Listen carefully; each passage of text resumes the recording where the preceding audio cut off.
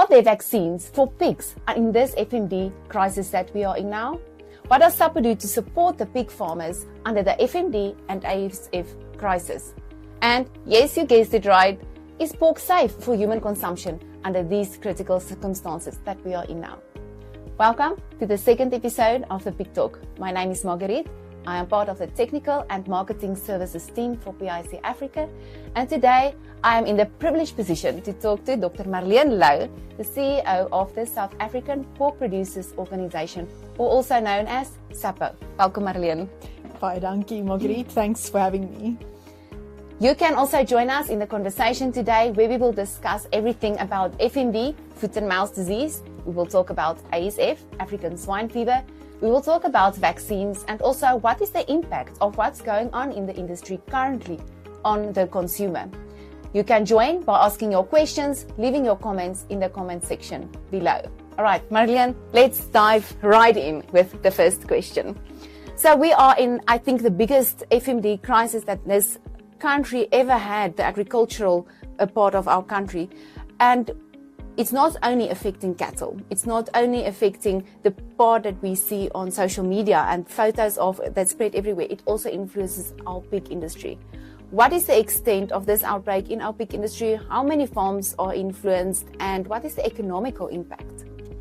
Thanks, Margriet. I think it's important to say that pigs were relatively late to the proverbial table with regards to FMD outbreaks. The first outbreak occurred last year at the end of November, and since then we've seen quite a rapid escalation of farms contracting FMD, especially those farms that are in close proximities to dairy or cattle herds. As it stands, there's 15 commercial piggeries that have contracted FMD. And the sow count for those piggeries are just over 7,000 sows. In terms of the commercial impact, it's quite a complex calculation to do. So maybe first off, the simplest way to look at it, I think if you compare it to other diseases like ASF, it's not a complete eradication of the herd. You are able to preserve the herd and then follow a controlled slaughter protocol, and then hopefully after 3 months get to a position where your quarantine is lifted and you can operate as normal. But the economic loss is essentially two parts. The first is there is a loss of animals. It varies between different provinces and different strains. So we've seen quite substantial losses in suckling pigs in some of the outbreaks in KZN. In some of the other outbreaks more north, the losses were smaller. So for our KZN producers, the suckling pig loss was quite significant, and there they said between 15 to 20% of the total herd was affected, or the mortality rates associated with that. But then I think there's a secondary economical implication also. So when you follow a controlled slaughter process, depending on where you are in your timelines with regards to day zero, you need to discard the skin, head, feet, and bones, which obviously has a sizable impact on the revenue back to the farmer. And what we are trying to do at the moment, what we're busy with at the moment at SAPPO, is to gather scientific evidence and commission research projects to shorten the timelines associated with those controlled slaughter mechanisms, in order to reduce the economic impact on the producer when he has an outbreak. Sure, I think there's a lot of hidden costs that we don't necessarily accommodate for and know that this is going to have a financial impact. So you spoke about the abattoir. Now, the first outbreak was end of November last year, as you said, and that farm also have an abattoir on site. Does it mean that because they tested positive and they are under quarantine, that they can slaughter other quarantine farms or positive tested farms? So the benefit to them was obviously that they had an abattoir in close proximity that they could ring fence for their own animals.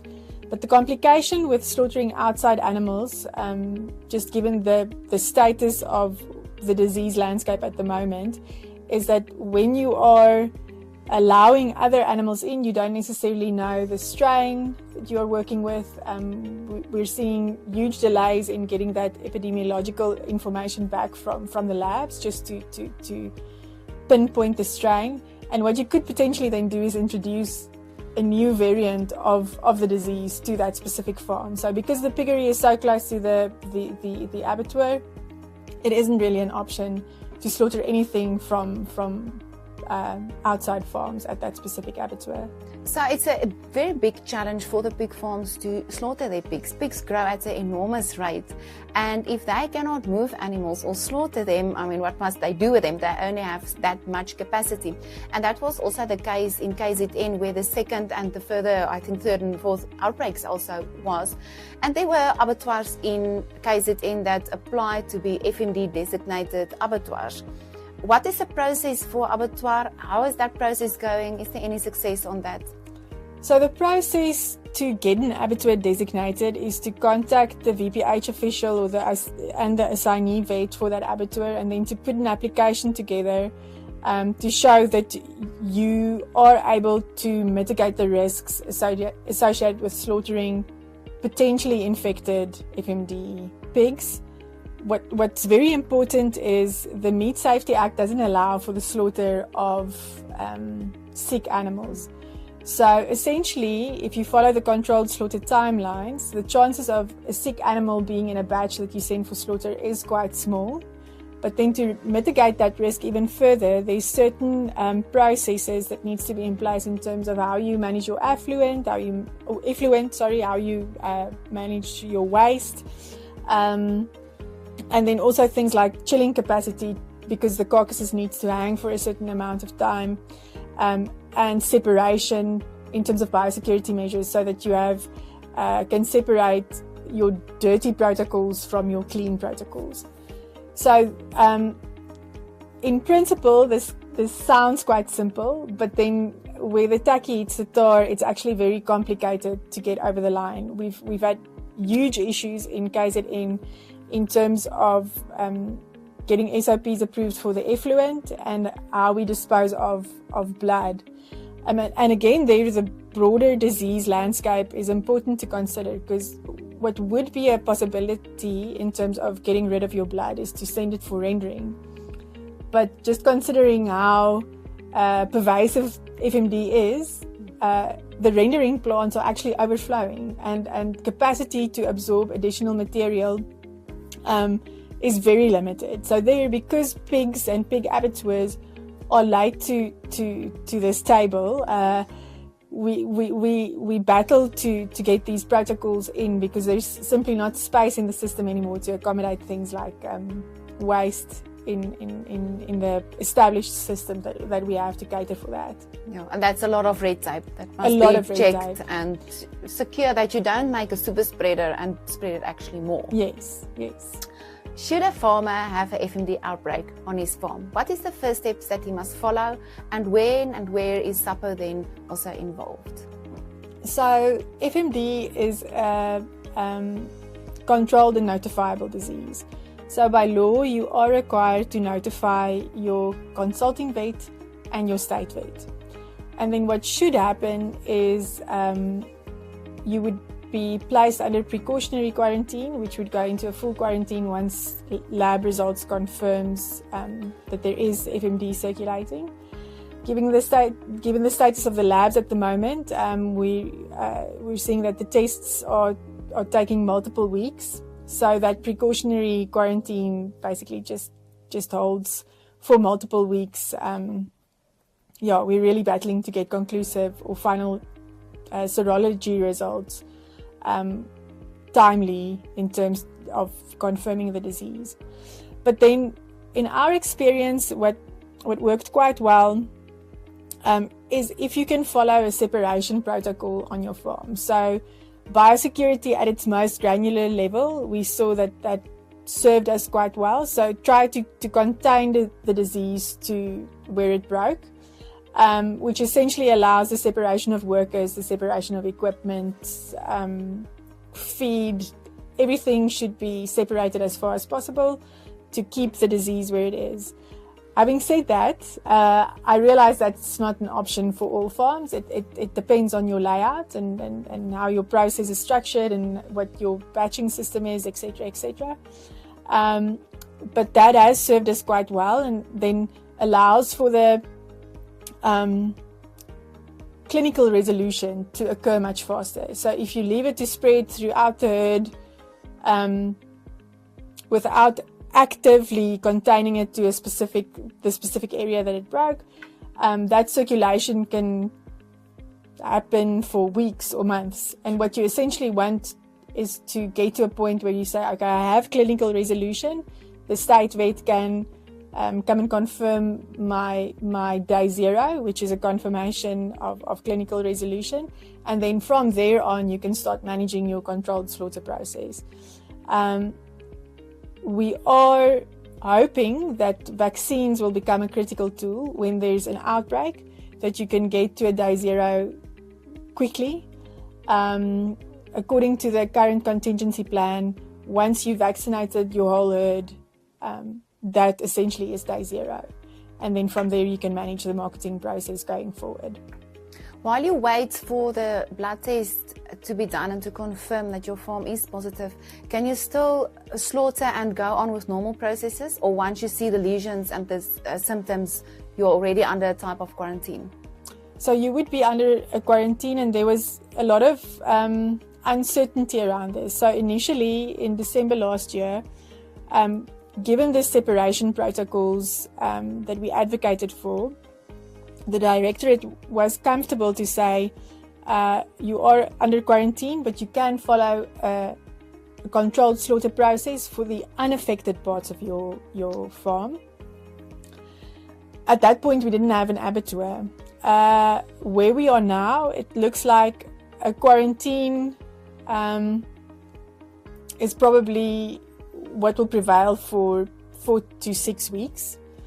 Then you will reach day 0, and then you will start a controlled slaughter process. So I don't think slaughtering's off the table under quarantine, but you have to show that you can apply that separation protocol, and you have to find an abattoir that is willing to be the counterpart to that separation protocol, or accepting pigs from a unit that applies the separation protocol, because inherently there is more risk than waiting for the full 6 weeks, getting clinical resolution, and then starting a controlled slaughter protocol. And obviously, an abattoir also cannot slaughter sick animals, so they will also condemn that carcasses should they find them on the line. 100%. So you referred to day 0. Just for our listeners quickly, what does the day 0 actually mean on a farm? Day 0 means there's no new infections, so a point of clinical resolution. Okay, so you want to get to that day 0 actually as soon as possible. As soon as possible. And you have to have that officially approved by either the state vet or what we've done in KZN quite successfully, just given the capacity issues within the state, is to have the consulting vet write a report to say there's no more virus circulating. We have reached a point where virus isn't spreading anymore. Okay. So Minister of Agriculture, John Steenhuisen, he pulled together an industry coordination committee. And you represent our industry and SAPPO on that committee, where you are, where it's expected of you to get information with regards to our industry to the ministerial task team through this committee. How is that working? How's the conversations going? Yeah, I think we are quite excited about that structure, because what it essentially allows us is to give grassroots feedback directly to the minister.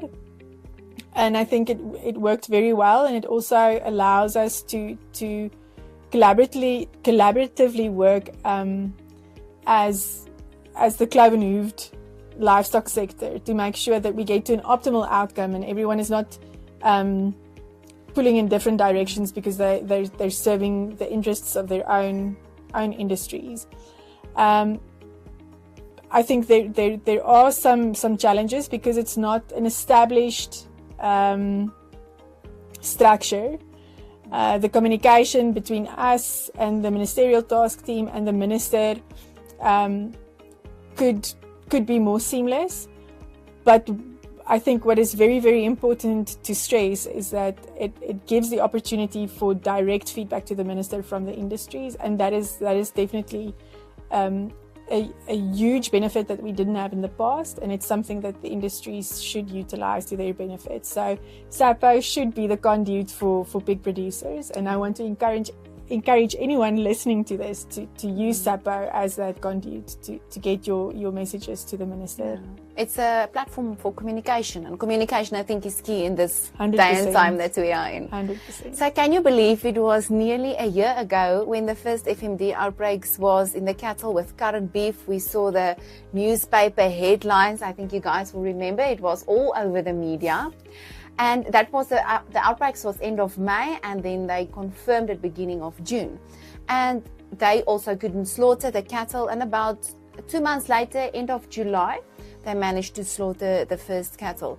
Now, the first outbreak for FMD in pigs was end of November last year, 2025, and they were not allowed to slaughter for about more than 3 months, 3.5 months. What was the hold-up in the pig industry versus the cattle industry that was able to slaughter within 2 months?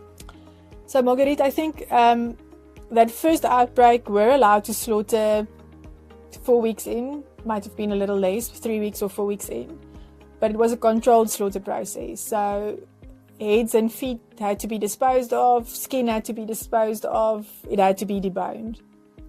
And that deboning protocol lasted all the way up until, I believe, the 5th of March. It was suspended. So it's not that that they couldn't slaughter at all. I think there was a definite process with controlled slaughter protocol. I think in the defense of the regulators, we haven't had to navigate an outbreak in pigs of FMD before. Yeah. So they were cautious. There were things that had to be debated in terms of how you implement it, how long it should last, where's the correspondences with the cattle, where's the differences to cattle. So all of those things had to be considered. And I think we're essentially still there. We're still building the plane as we fly, because pigs aren't your conventional FMD suspects. And there's a lot of things that you need to account. So something like the skin, it's not included in the controlled slaughter protocol for cattle, but it's something that should be discarded for pigs. And that's because there's not enough research on whether the virus could persist in some of the glands in the skin. So, I mean, all of these things take time to refine, and that is essentially what SAPPO is spending a lot of time and resources on at the moment, is to get to an answer for those questions. But they have slaughtered. I think the beef protocol has just been much more established. It's clear on what to follow, who's in charge, what needs to happen, whereas with pigs, everyone was in uncharted waters. We are making history, even if it's history and building experience in these times and learning 100%. How to handle this and how to cope with this. So we are still going to discuss the vaccines. We are going to talk about African swine fever, ASF, and the consumers. So stay with us as we continue to the next session. So, Marlene, I want to talk about vaccines. So the first 1 million vaccines from Argentina arrived. We had vaccines from Turkey, all over the news. John Steenhuisen going boots and all, literally, to cattle farms, assisting state vets with vaccination of the cattle. We saw the vaccines is a very big hype. We are very thankful that these vaccines eventually coming into the country. But that vaccines, can they be used on pigs? How is that influencing our pig industry? Yes, so they can be used in pigs. Essentially, what was available last year was the BVI vaccine from Botswana that was water-based.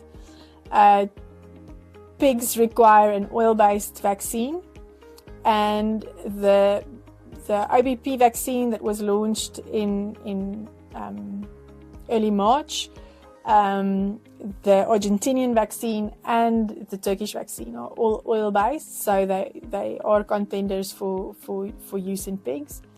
At the moment, the allocation is done from national to provincial, And where we see some uncertainty, as with the controlled slaughter protocol, is that the provincial structures are not sure on if and how they should allocate vaccines to pigs. So we have some work to do in socializing those concepts and the risk-based framework associated with pigs to the provinces. I think it's widely acknowledged that pigs are super spreaders when they are infected. And so if you follow a risk-based approach to allocating vaccines, in my mind, it's quite clear that pigs should be pretty high on the priority list. That sentiment is not shared within our provincial structures yet. So we have some work to do in terms of getting our provincial colleagues on board. Would you say that SAPPO would recommend vaccinating pigs preventatively? So I think ultimately it would be a decision that the farmer needs to make with his consulting veterinarian. But for now, given the shortages in vaccines, we are advocating that it should only be used in the event of an outbreak. And I think what complicates the matter is once you vaccinate, if you're vaccinating a healthy herd, what happens afterwards?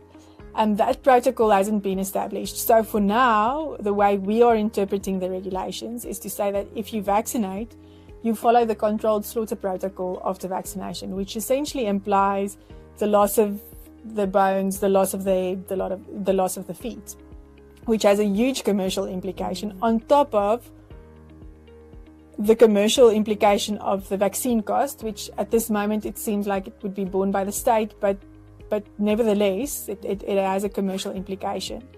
So our thoughts at this point is until that protocol has been pinned down for what happens to a vaccinated pig after it has received the vaccine, we wouldn't recommend or position the industry as wanting to vaccinate preventatively. I think it also has other implications that we haven't fully explored yet, like what is the effect if you vaccinate on your compartment standard? So it's very complex. It's not a case of simply pulling the trigger, and I think we need to understand what we are rolling out when we're saying we're vaccinating a pig herd preventatively. What's the ripple effect? Yes. Yeah. So should you have FMD on your farm and you did test positive and you want to vaccinate your pigs, then how must the farmer go about if he decides to do it? So it sits in the ambit of the provincial state authority. So your provincial state vet needs to endorse a vaccination program and apply to the directorate within that province to allocate vaccines. From our side, we are engaging with the different provincial directors of animal health to ask that outbreaks in piggeries are prioritized. But this is an ongoing process. As I've mentioned, it's not something that were necessarily on their radar. I think they were squarely focused on cattle, and so we need to actively do some work to make sure that we get a part of that 2.5 million shots that came in. Sure, but it can be a lengthy process. We are going to move a little bit away from the FMD, and we are going to talk about another challenge that the pig industry in South Africa currently face, and that is African swine fever, ASF. Marlene, tell us about that. What is the extent? How many farmers are suffering from that outbreak? Economical impact? How does it influence us? Yes, so we had 5 commercial piggeries north of Pretoria breaking with ASF over the last 3 months. Compared to FMD, the economical impacts there are much more severe. I think just a loss in income to the pigs that were culled and couldn't be slaughtered is over 200 million rand. Yeah.